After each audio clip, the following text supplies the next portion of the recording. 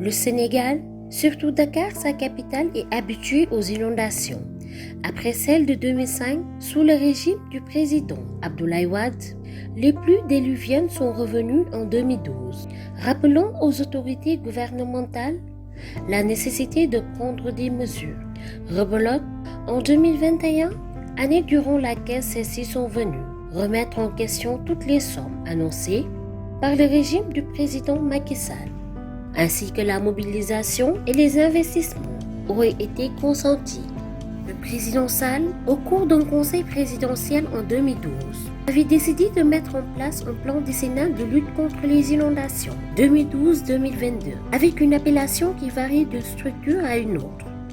Ce plan, fixé à plus de 750 milliards de francs CFA, était articulé autour de 4 volets essentiels, dont la planification, l'aménagement des villes.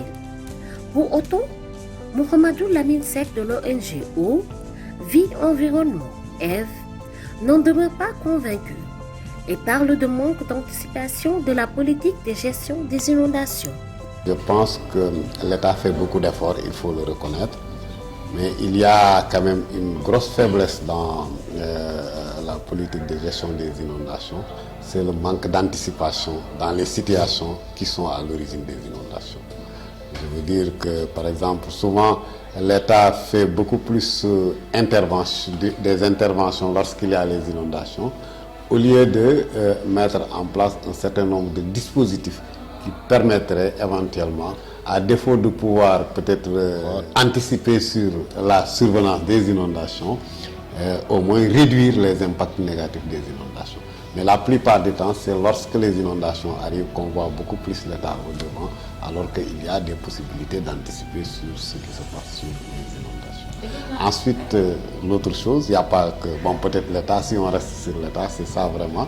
Il y a énormément de fonds qui sont investis, beaucoup de choses qui sont faites, mais le problème, la faiblesse de la politique de l'État, c'est vraiment le côté anticipation sur les événements.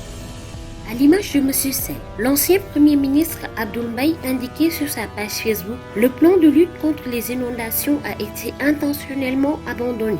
Les 750 milliards n'ont jamais été dépensés.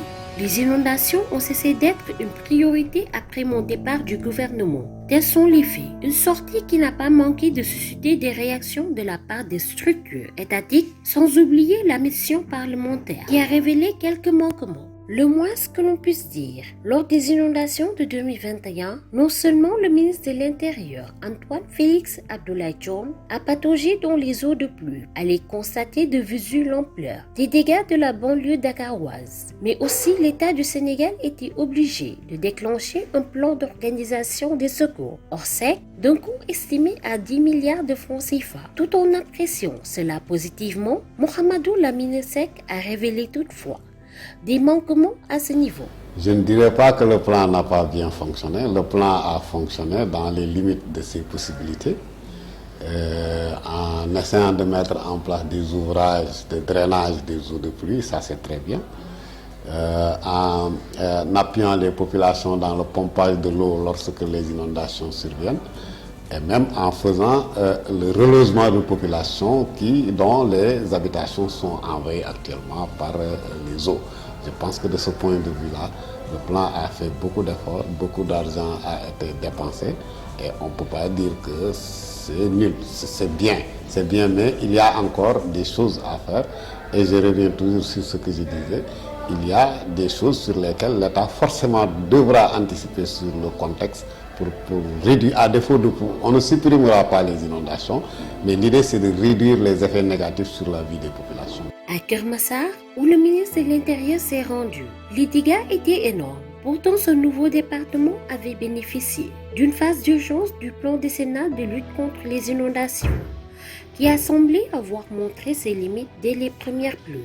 La récurrence des inondations dans la banlieue inquiète plus d'un, alors que dans l'édit plan du régime de Macky Sall, l'un des volets porte sur l'amélioration de la connaissance des zones d'inondation. Cet expert dont l'organisation intervient sur le terrain chaque année sur les questions liées aux inondations depuis 2000 pointe d'un doigt accusateur à l'État qui fermerait les yeux sur l'occupation des zones non aedificandi. je veux dire juste que l'État est responsable de l'organisation de l'espace.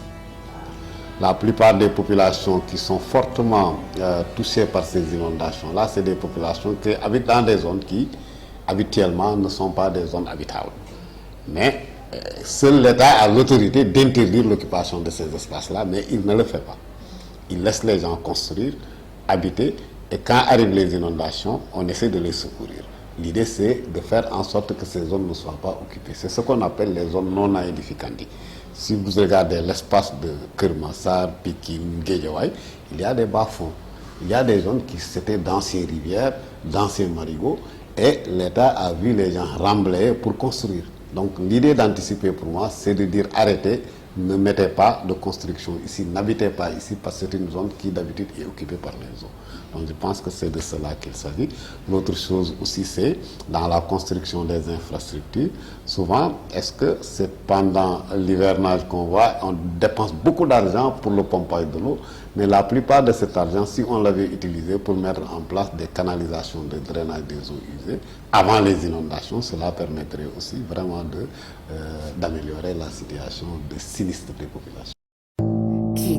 Des infrastructures mises en place par l'Office national de l'assainissement du Sénégal, ONAS, qui, en réaction à la sortie de l'ancien Premier ministre Abdoul Mbaye, avait évoqué des infrastructures réalisées dans plusieurs quartiers de la banlieue et dans les régions avec comme conséquence une résilience des communautés, des solutions ponctuelles certes nécessaires, mais qui ne semblent pas trouver l'assentiment de certains. À l'image de Mohamedou Lamine Seck de l'ONG EVE, qui pour qui l'État devrait prendre le taureau par les cornes sur Kermassar. Kermassar aussi a une petite histoire.